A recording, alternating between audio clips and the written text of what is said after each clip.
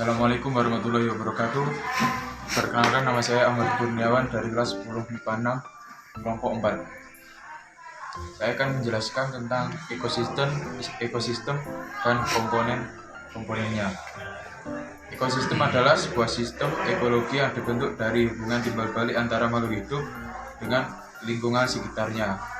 Ekosistem juga bisa dimaknai sebagai tatanan kesatuan utuh yang menyeluruh yang terjadi antara unsur lingkungan hidup yang saling mempengaruhi.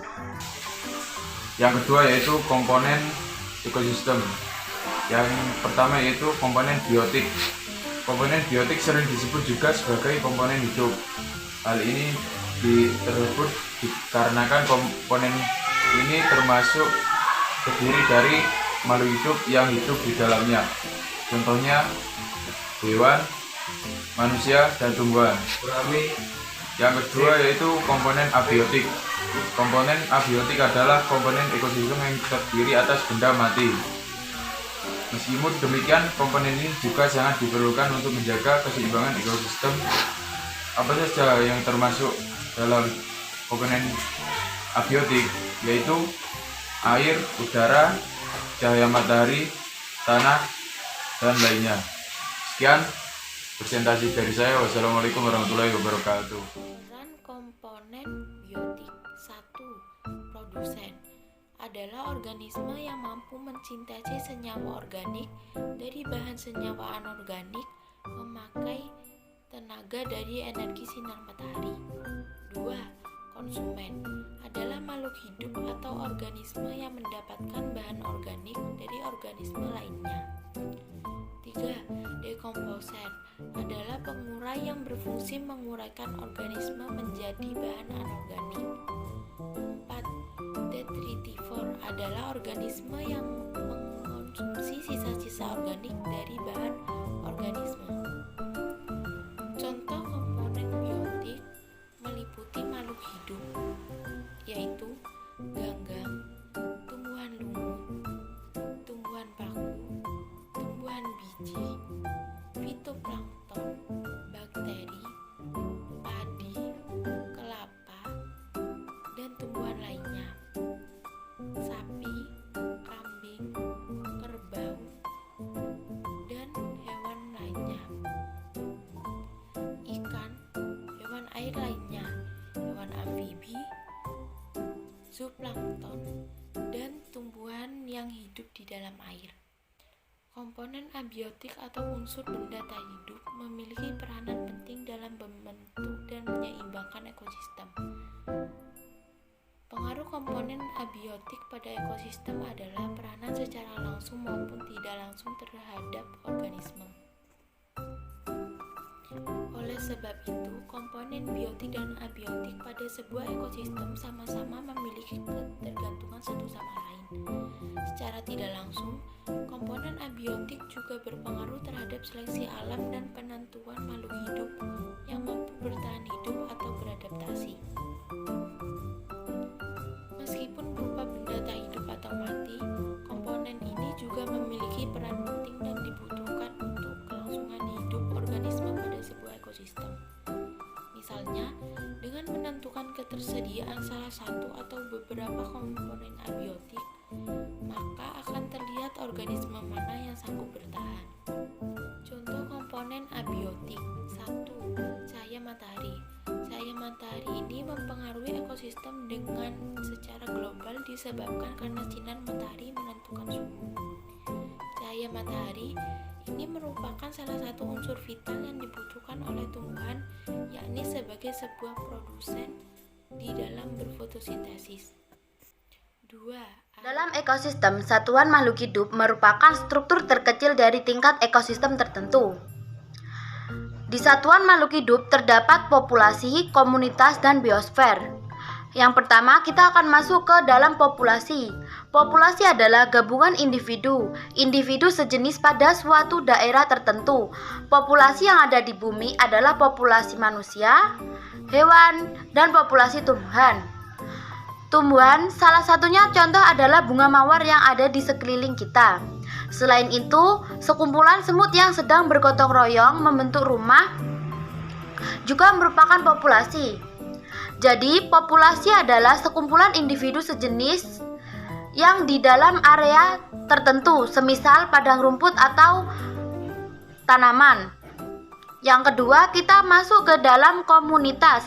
Komunitas adalah kumpulan beberapa populasi yang berbeda tetapi mempunyai hubungan yang saling berinteraksi satu sama lain pada waktu dan di daerah tertentu. Salah satunya contoh komunitas yaitu antara populasi kambing dan populasi rumput.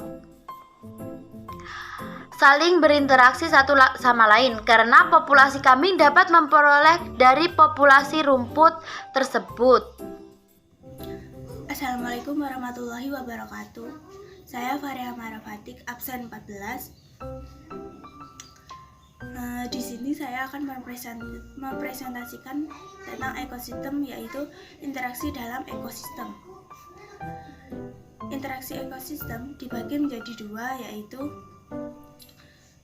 interaksi biotik dan abiotik dan biotik. Yang kedua, interaksi biotik dan abiotik. Yang pertama adalah interaksi biotik dan biotik. Jenisnya ada 5. Yang pertama adalah netral. Netral adalah interaksi tidak saling mengganggu dalam habitat yang sama. Yang kedua adalah predasi atau predator. Artinya interaksi antar mangsa dan pemangsa atau predator. Yang ketiga adalah simbiosis parasitisme, yang artinya satu untung yang lain rugi. Yang keempat adalah simbiosis komensalisme. Simbiosis komensalisme adalah yang satu untung, yang satu tidak untung dan tidak rugi. Contohnya anggrek dan pohon. Yang kelima adalah simbiosis mutualisme atau saling menguntungkan.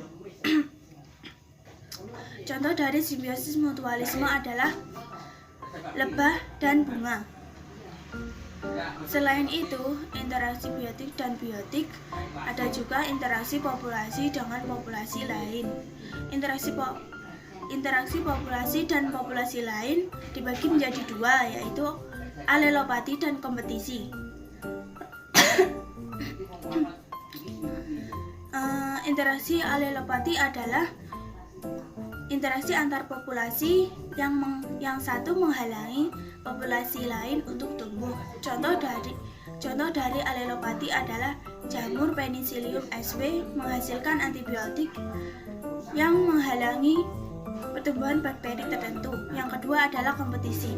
Kompetisi adalah interaksi antar populasi di mana bila ada kepentingan yang sama akan terjadi persaingan. Contoh dari kompetisi adalah kambing yang berebut rumput dengan sapi. Selain itu juga ada interaksi antar komunitas dengan komunitas lain. Interaksi komunitas dengan komunitas lain yang dimaksud adalah komunitas adalah kumpulan populasi berbeda di wilayah yang sama saling berinteraksi. Contoh dari komunitas adalah komunitas yang ada di sawah dengan komunitas yang ada di sungai. Jika air sungai mengalir ke sawah, maka akan terjadi interaksi dalam berbentuk peredaran nutrisi dari air sungai ke sawah dan juga organisme yang hidup di sungai. Yang kedua adalah interaksi biotik dan abiotik. Interaksi biotik dan abiotik adalah hubungan yang saling memengaruhi. Contoh dari interaksi biotik dan abiotik adalah kadar air yang memengaruhi pertumbuhan tumbuhan. 4 interaksi yang terjadi dalam lingkungan alam. Yang pertama adalah interaksi komponen biotik yang memengaruhi interaksi komponen abiotik yang memengaruhi biotik. Contohnya tanah, suhu, curah hujan yang mempengaruhi jenis tumbuhan untuk tumbuh. Contoh yang kedua adalah adanya proses fotosintesis. Yang kedua adalah interaksi biotik yang mempengaruhi abiotik. Contohnya daerah yang banyak tanamannya akan membuat daerah itu menjadi sejuk. Yang ketiga adalah interaksi biotik yang mempengaruhi biotik. Contohnya hubungan lebah dengan bunga. Yang keempat adalah contoh interaksi komponen abiotik yang mempengaruhi komponen abiotik. Contohnya adanya pelangi. Yang kedua adanya tornado api. Sekian presentasi dari saya. Wassalamualaikum warahmatullahi wabarakatuh. Menjelaskan tentang suksesi. Suksesi ekologi merupakan perubahan bertahap dan dapat diprediksi dalam komposisi spesies di suatu area tertentu atau serangkaian perubahan yang terjadi di wilayah geografis selama periode waktu tertentu. Proses suksesi ekologi ini terjadi tanpa adanya intervensi manusia dan terjadi dalam kerangka dinamika persaingan antara spesies dari ekosistem yang sama. Adapun suksesi ekologi ini dapat dibedakan menjadi dua jenis, yaitu suksesi primer dan suksesi sekunder. Suksesi primer adalah proses yang terjadi ketika adanya kerusakan yang menyebabkan lenyapnya komunitas awal secara total dan digantikan dengan komunitas baru yang berbeda dari sebelumnya. Suksesi ekologi primer biasanya terjadi pada daerah baru yang sebelumnya tidak ada kehidupan atau pada daerah-daerah yang telah dilewati oleh aliran lava dan berkembang membentuk lahan baru. Contoh dari suksesi ini antara lain lava yang baru didinginkan, batu karang maupun kolam atau waduk yang baru dibuat. Di samping itu, jenis yang kedua adalah suksesi ekologi sekunder yang terjadi jika adanya kerusakan sebagian pada komunitas alami dan masih meninggalkan sisa-sisa kehidupan. Sisa-sisa kehidupan ini akan berkembang kembali membentuk komunitas klimaks seperti awal. Contohnya antara lain lahan pertanian yang ditinggalkan, hutan yang dibakar atau dipotong, dan lahan banjir. Selanjutnya yaitu rantai makanan.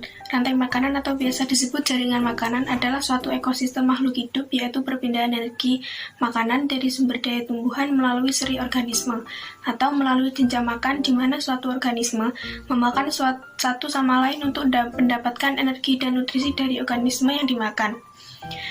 Contohnya padi dimakan oleh tikus, kemudian tikus dimakan oleh ular, ular dimakan oleh burung elang. Setelah beberapa waktu, burung elang mati, bangkainya membusuk dan diuraikan oleh makhluk hidup pengurai dan bercampur dengan tanah membentuk humus. Humus sangat dibutuhkan tumbuhan, terutama rumput. Begitulah seterusnya sehingga proses ini berjalan dari waktu ke waktu. Selanjutnya jaring-jaring makanan. Pengertian jaring-jaring makanan adalah kumpulan dari beberapa rantai makanan dalam sebuah ekosistem. Sementara pengertian rantai makanan adalah hubungan yang khas antara sekelompok produsen atau konsumen.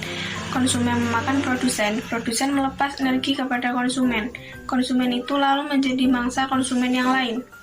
Fungsi jaring-jaring makanan antara lain yakni jaring-jaring memakan makanan berfungsi menggambarkan suatu interaksi makhluk hidup yang ada di sebuah ekosistem, menghubungkan antara rantai makanan satu dengan rantai makanan lainnya dalam sebuah ekosistem. Sebagai pembeda mana jenis tumbuhan sebagai produsen, hewan herbivor, dan karnivor. Untuk mengetahui tingkat organisme dalam sebuah hubungan siap rantai makanan. Yang terakhir, jaringan makanan berfungsi menggambarkan peristiwa makan dan dimakan yang terjadi di alam. Di dalam jaring-jaring makanan, jumlah hewan yang terlibat makin banyak dan energi yang mengalir juga makin kompleks. Pada jaring-jaring makanan, dimungkinkan terjadi persaingan antar makhluk hidup, baik di dalam rantai makanan maupun di dalam jaring-jaring makanan. Setiap komponen yang ada dalam jaring-jaring makanan saling mempengaruhi satu sama lain. Terakhir, apa perbedaan antara rantai makanan dan jaring-jaring makanan? Perbedaan keduanya terletak pada susunan atau komponen yang terbentuk. Pada rantai makanan, komponen bisa dilihat secara berurutan yakni dari produsen, konsumen, dan pengurai. Sementara jaring-jaring makanan adalah gabungan dari rantai makanan yang saling berhubungan dan tumpang tindih dalam suatu ekosistem. Assalamualaikum warahmatullahi wabarakatuh. Saya Tiara Fajari Nandamahati, absen 23. Di sini saya akan menjelaskan sedikit mengenai piramida ekologi. Umumnya, yang dimaksud dengan ekologi adalah ilmu yang mempelajari timbal balik antara organisme atau kelompok organisme dengan lingkungannya. Nah, piramida ekologi sendiri adalah gambaran susunan antar trofik yang dapat disusun berdasarkan kepadatan populasi, berat baling, maupun kemampuan menyimpan energi pada tiap trofik. Struktur trofik dapat disusun secara urut sesuai hubungan makan dan dimakan antar trofik yang secara umum memperlihatkan bentuk kerucut atau piramid. Piramida ekologi ini berfungsi untuk menunjukkan gambaran perbandingan antar trofik pada suatu ekosistem. Pada tingkat pertama, ditempati oleh produsen sebagai dasar dari piramida ekologi. Selanjutnya yaitu konsumen primer, lalu sekunder, lalu tersier, sampai konsumen puncak. Ketika organisme autotrof atau produsen dimakan oleh herbivora atau konsumen satu, maka energi yang tersimpan dalam tumbuhan atau produsen tadi berpindah ke tubuh konsumen satu atau pemakannya. Dan konsumen dua akan mendapatkan energi dari pemakan konsumen satu, dan seterusnya. Setiap tingkatan pada rantai makanan itu disebut taraf trofi. Tingkat taraf trofi 1 yaitu organisme dari golongan produsen atau produsen primer. Lalu tingkat taraf trofi 2 yaitu organisme dari golongan herbivora atau konsumen primer. Dan taraf trofi ketiga yaitu organisme dari golongan karnivora atau konsumen sekunder. Lalu taraf trofi keempat yaitu organisme dari golongan karnivora atau konsumen predator. Lalu saya akan menjelaskan macam-macam piramida ekologi. Yang pertama yaitu piramida jumlah, merupakan jumlah organisme yang berada di dalam suatu daerah tertentu yang dikelompokkan dan dihitung berdasarkan taraf trofi. Selanjutnya yaitu piramida biomasa atau berat, merupakan taksiran berat organisme yang mewakili setiap taraf trofi dengan cara tiap-tiap individu ditimbang dan dicatat jumlahnya dalam suatu ekosistem. Selanjutnya yaitu piramida energi yang menggambarkan banyaknya energi yang tersimpan dalam 6 tahun yang digunakan senyawa organik sebagai bahan makanan. Assalamualaikum warahmatullahi wabarakatuh. Nama saya Muhammad Surya Alam dari kelas 10 MIPA 6 absen 22 dari kelompok 4 yaitu kelompok ekosistem. Hari ini saya akan menambahkan sedikit dari penjelasan teman-teman saya, dari penjelasan anggota kelompok saya, bahwasanya dalam ekosistem terdapat dua organisme, yaitu organisme autotrof dan organisme heterotrof. Apakah dimaksud organisme autotrof? Organisme autotrof adalah organisme yang dapat menghasilkan makanannya sendiri melalui proses fotosintesis, yaitu melalui sinar matahari, atau dapat diartikan dapat membuat makanannya sendiri, dapat memasak makanannya sendiri. Apakah contoh dari organisme autotrof? Contoh dari organisme autotrof hanya satu, yaitu tumbuhan, yaitu organisme yang memiliki zat hijau daun atau klorofil. Dan organisme heterotrof. Apakah dimaksud organisme heterotrof? Organisme heterotrof adalah organisme yang tidak dapat membuat makanannya sendiri, atau dia bersifat makan organisme autotrof. Jadi organisme heterotrof ini memakan organisme autotrof. Jadi saling berhubungan. Jadi seperti ini. Contoh, kan ada sebuah sapi. Di sini ada sapi kan herbivora. Di sini ada rumput. Sapi kan memakan rumput. Nah, terus kan seumpama di sini kan ada singa kan memakan daging, jadi saling berhubungan. Jadi sapi memakan rumput, lalu singa memakan sapi. Jadi setelah terjadi hubungan tertentu yang disebut rantai makanan yang sudah dijelaskan di awal. Jika tidak ada organisme autotrof, maka seluruh makhluk hidup di dunia akan mati. Karena apa? Karena tidak akan ada makanan. Bahkan manusia pun juga akan mati karena organisme heterotrof tidak dapat membuat makanannya sendiri. Dia memerlukan organisme heterotrof untuk makanan, untuk energi, untuk gizi bagi tubuh makhluk hidup itu sendiri. Dan saya akan menambahkan sedikit tentang ekosistem, bahwa ekosistem itu adalah sebuah hubungan timbal balik antara lingkungan dengan makhluk hidup yang ada di lingkungan tersebut. Jadi lingkungan tersebut melakukan sebuah hubungan yang tidak disadari dengan makhluk hidup yang ada di lingkungan tersebut. Sebenarnya tidak disadari, tapi kan ya sudah